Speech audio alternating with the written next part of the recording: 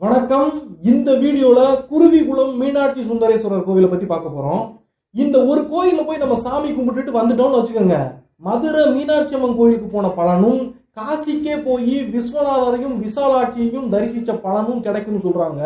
இந்த குருவிகுளம் மீனாட்சி சுந்தரேஸ்வரர் கோவிலை பத்தி தெற்க இருக்கிற பல பேருக்கும் தெரிஞ்சிருக்க வாய்ப்பு இருக்கு. ஆனா வடக்க போக போக இந்த குருவிகுளம் அப்படிங்கிற ஊரை பத்தி நிறைய பேருக்கு தெரியாது. மதுரையில இருக்கிற மீனாட்சி சுந்தரேஸ்வரரை பத்தி ஏதாவது சொன்னா ஓகே, அந்த கோயிலுக்கு பெரிய வரலாறு ஏதாவது இருக்கும், நிறைய கதைகள் இருக்கும், அந்த கோவில்ல பல அற்புதங்கள் நடந்திருக்கும். ஆனா இந்த கிராமத்துல குருவிகுளத்துல இருக்கிற மீனாட்சி சுந்தரேஸ்வரர் கோவிலுக்கு அப்படி என்ன பெரிய ஹிஸ்டரி இருக்க போகுது? இந்த கோயில்ல இருக்கிற சாமியை கும்பிட்டா எப்படி மதுரையில தரிசிச்ச பலனும் காசியில தரிசிச்ச பலனும் கிடைக்க போகுது? மேக்சிமமா பார்த்தோம்னா மதுரையில இருக்கிற மீனாட்சி அம்மன் கோவில இருந்து மண்ணை எடுத்துட்டு வந்து இந்த கோயிலை கட்டியிருப்பாங்க. அதனாலதான் மீனாட்சி சுந்தரேஸ்வரர் கோவில்னு பேர் வச்சிருக்காங்க. புகழ் பெற்ற கோவிலாவும் இருக்கு. அதுக்கு மேல இந்த கோவில்ல வேற என்ன பெருசா வரலாறு இருக்க போகுது, இந்த கோயிலுக்கு வேற என்ன பெருமைகள் இருக்க போகுது அப்படிலாம் நீங்க நினைச்சுக்கிட்டு இருந்தீங்கன்னா, இந்த கோயிலுக்கு மாசான ஒரு வரலாறு இருக்கு. இந்த கோயிலுக்குள்ள இருக்கிற மீனாட்சி அம்மன் சிலையோ சுந்தரேஸ்வரர் சிலையோ யாரும் நல்லா அழகா செதுக்கி கொண்டு வந்து பொத்துனாப்புல வச்சுட்டு போன சிலைகளே கிடையாது. மீனாட்சி அம்மனே தான் வெளியே வரணும், வந்து இந்த மக்களுக்கெல்லாம் அருளை கொடுக்கணும்னு சொல்லி பிரயாசப்பட்டு மறைஞ்சு கிடந்த தன்னுடைய சிலையை வெளிக்காட்டி இந்த கோயில வந்து உட்கார்ந்துருக்காங்க. என்ன சொல்ல வர? மீனாட்சி அம்மன் சிலை எங்கேயோ புதஞ்சு கிடந்திருக்கு, அதை எடுத்துட்டு வந்து கோயில் கட்டி இந்த ஊர்ல கும்பிடுறாங்களா? இது என்ன உலகத்துல இல்லாத விஷயமா? இதுல என்ன பெரிய வரலாறு இருக்கு அப்படின்னு சொல்லி கேட்டீங்கன்னா இருக்கு. மீனாட்சி அம்மன் சிலை எங்கேயோ புதஞ்சு கிடந்து தற்செயலா இந்த ஊர் மக்களுடைய கண்ணுல பட்டுல.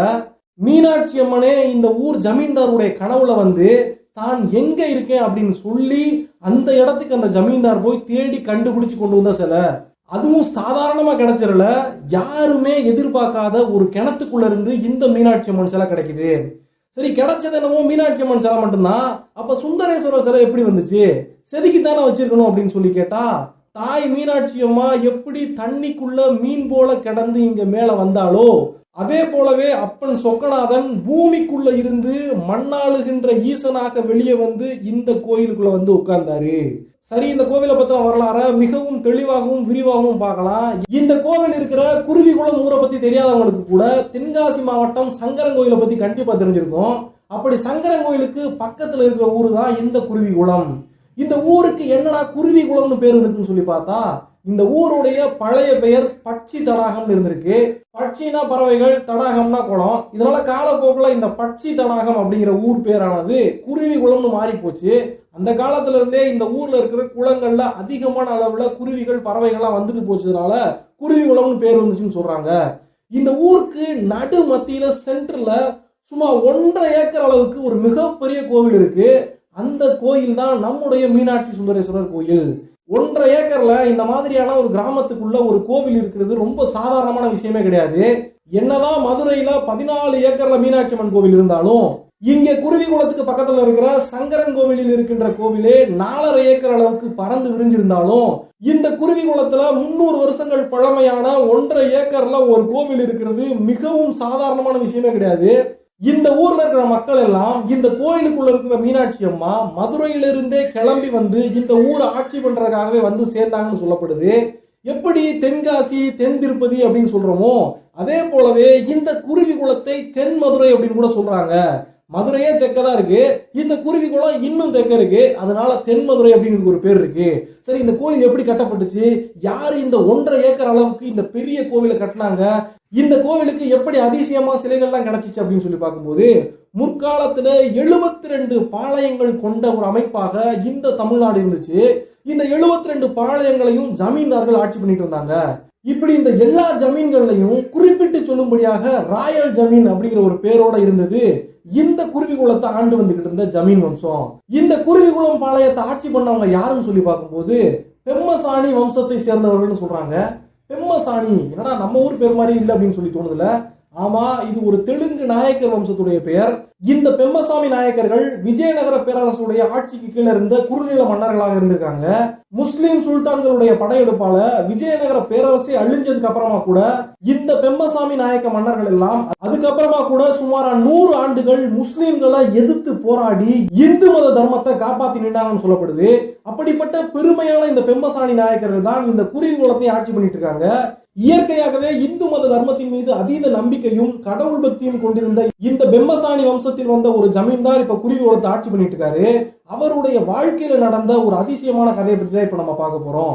சுமாரா 400 வருஷங்களுக்கு முன்னால இந்த குருவிகுளத்துல எந்த கோவில்களுமே இல்லைன்னு சொல்லப்படுது. அதனால இந்த பகுதியை ஆட்சி பண்ணிக்கிட்டு இருந்த ஜமீன்தார் வில்லு வண்டியை கட்டிக்கிட்டு சாமி கும்பிடணும்னா கழுகுமலையில இருக்கிற முருகன் கோயிலுக்கு தான் போகணுமா. அப்படி கழுகுமலையில இருக்கிற அந்த முருகன் கோவிலானது இவருடைய ஜமீனுக்கு பாத்தியப்பட்ட கோவில் இல்லை, பக்கத்து ஜமீனான எட்டயபுரம் ஜமீன்தாருக்கு பாத்தியப்பட்ட கோவில். அதனால எப்பவுமே அந்த கோயில்ல முதல் மரியாதை அப்படின்னு சொல்லி பார்க்கும்போது எட்டயபுரம் ஜமீன்தார் தான் கிடைக்கும். என்னதான் குருவிகுளம் ஜமீன்தார் இவர் மிகப்பெரிய ஜமீன்தாரா இருந்தாலும் இந்த கோவில்ல அவரும் மற்றவர்களைப் போல காத்திருந்துதான் சாமி கும்பிடணும்.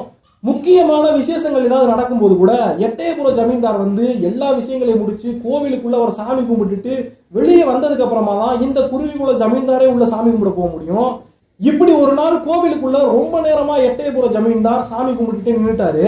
ரொம்ப நேரமா காத்து கிடந்த நம்முடைய குருவிகுள ஜமீன்தார் அதை ஒரு மிகப்பெரிய அவமானமா கருதினாரு. இவ்வளவு நேரமா நம்மளை வெளியே நிறுத்தி வச்சிருக்காங்களேன்னு சொல்லி அவருக்கு ரொம்ப வருத்தமா இருந்துச்சு. அதுக்கப்புறமா இனிமேல் தான் சாமி கும்பிட்றதுக்கும் தன்னுடைய பாளையத்தில் இருக்கிற மக்கள் எல்லாரும் சாமி கும்பிட்றதுக்கும் குருவிகுளத்திலேயே ஒரு கோவிலை கட்டணும்னு சொல்லிட்டு மன்னர் தீர்மானத்தை நிறைவேற்றுறாரு. அதுக்கப்புறமா இந்த கோவிலை கட்டி இந்த கோவிலுக்குள்ள சாமிகளை வைக்கும் போது ரொம்ப விசேஷமான சிலைகளா இருக்கணும். அதனால காசிக்கு போய் அங்கிருந்து விஸ்வநாதர் சிலையும் விசாலாட்சி அம்மாவுடைய சிலையையும் கொண்டு வந்து தான் கட்டுகின்ற கோவிலுடைய கருவறைக்குள்ள வைக்கணும்னு சொல்லிட்டு ஜமீன்தார் முடிவு பண்றாரு. அன்னைக்கு நைட்டே ஜமீன்தாருக்கு ஒரு கனவு வருது. அந்த கனவுல மீனாட்சி அம்மா வந்து ஜமீன்தார் கிட்ட சில தகவல்களை சொல்றாங்க.